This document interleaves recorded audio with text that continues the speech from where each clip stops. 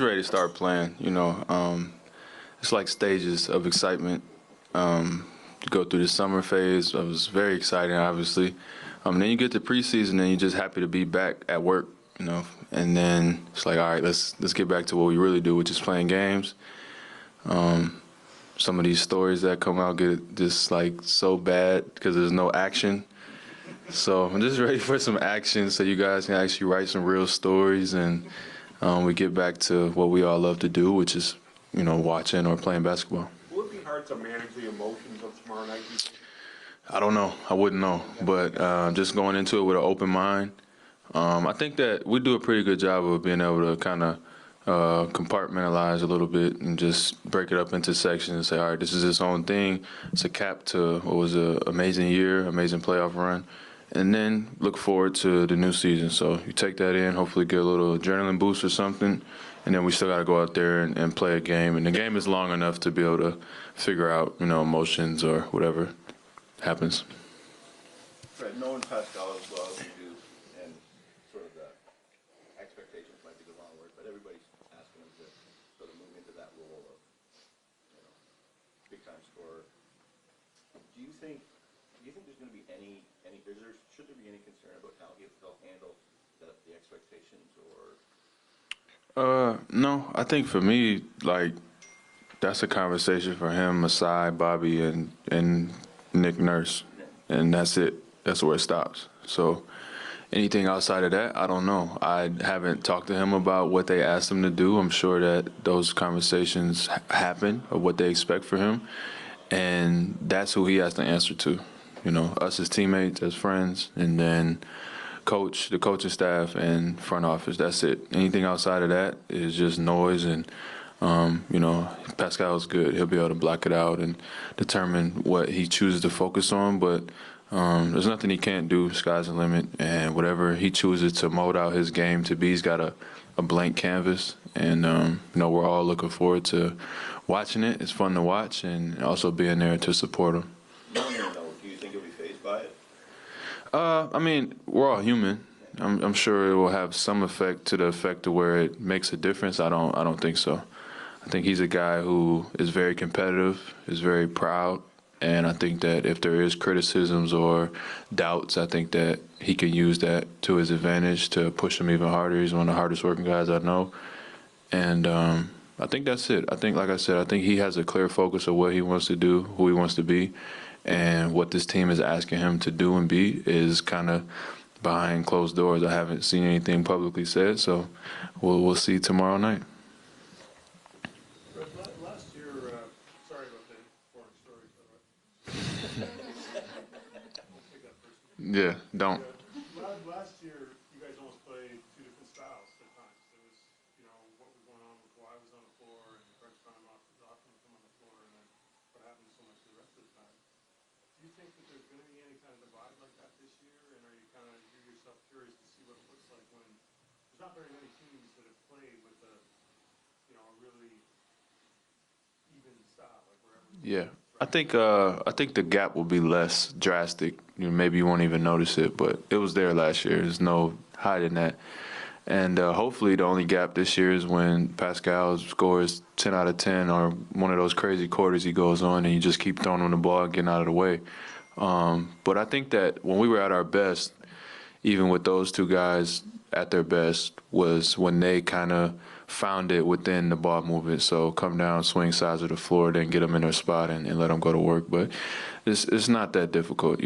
Basketball is simple sometimes, and just making the right play and the right reads. And we got some really unselfish, talented guys, and that stuff will figure itself out. So not sure it will be a masterpiece tomorrow, but that's the beauty of the season is it's a long journey, and you get to figure things out along the way. Fred, you said you've been reading a lot of those stories. I didn't say I've been reading them. I said some of them are pretty ridiculous. All right, yeah. See how you do already. See, you just changed my words that fast.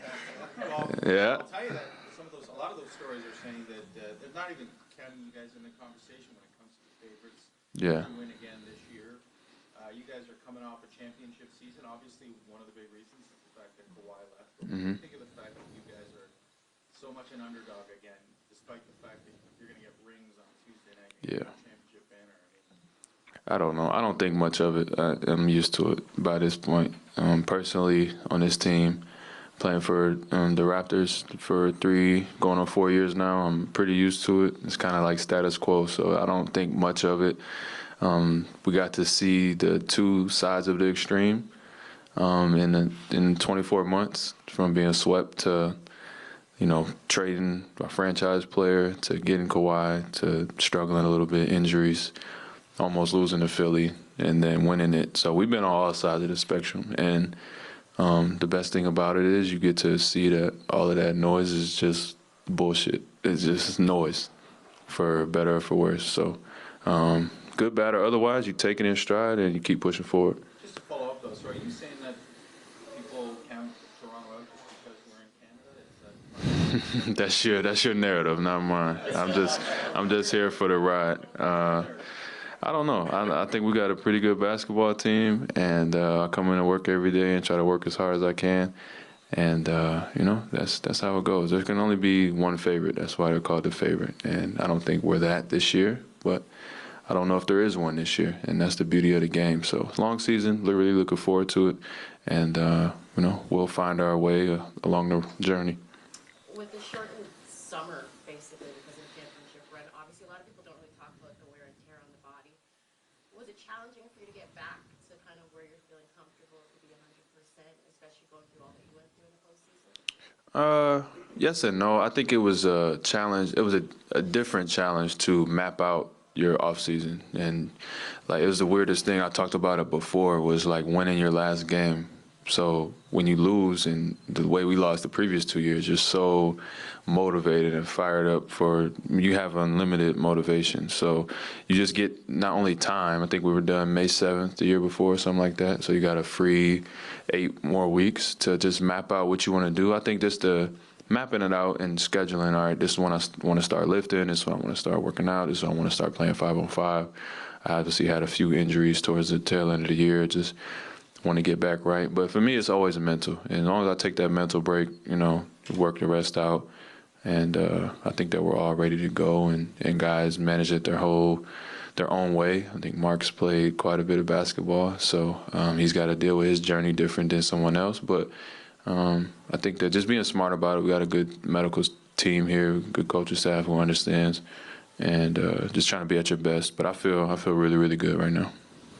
Fred, what's it like to see OG back and healthy, knowing what he went through and what he missed out on, to see him work his way back to health and back in the mix? It's fun. It's fun. I think he's still got a ways to go in terms of getting back to where he was mentally before everything happened. But I mean, I don't view it on that scale. I'm just happy to have him back on the court, whether it's practice or shoot around. He kind of disappeared, for lack of a better term, for personal reasons, health reasons. It's just you hate to see your guys away from the game for one reason or another. So he had a rough year last year. Just happy for him to be back doing what we all love to do, and I'm excited for him to get back out there tomorrow. He was with us, during the end of the year, but didn't play a ton in the playoffs, and so you kind of can feel like you're apart from the group sometimes when you're not in the action. So just getting him back in the action and being right there where he left off, I think it'll be good for him.